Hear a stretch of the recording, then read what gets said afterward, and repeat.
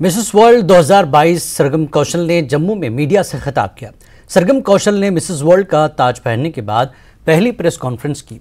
उन्होंने कहा कि घर आना खुशी की बात है और अपने लोगों से मिलकर बेपनाह खुशी मिलती है।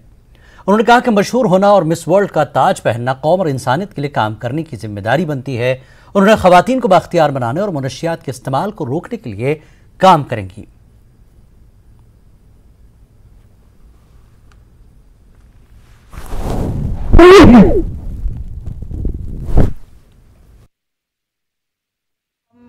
There are two very important aspects of winning any beauty pageant.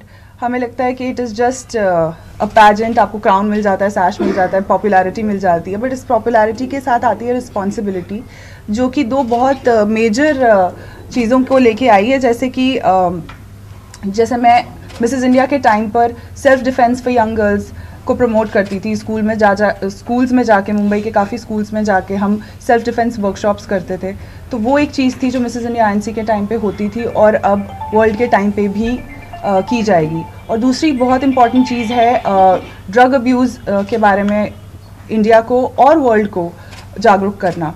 और ये भी एक ऐसी चीज़ है जिसके बारे में जो मिसेस वर्ल्ड का एक बहुत इम्पॉर्टेंट हिस्सा है।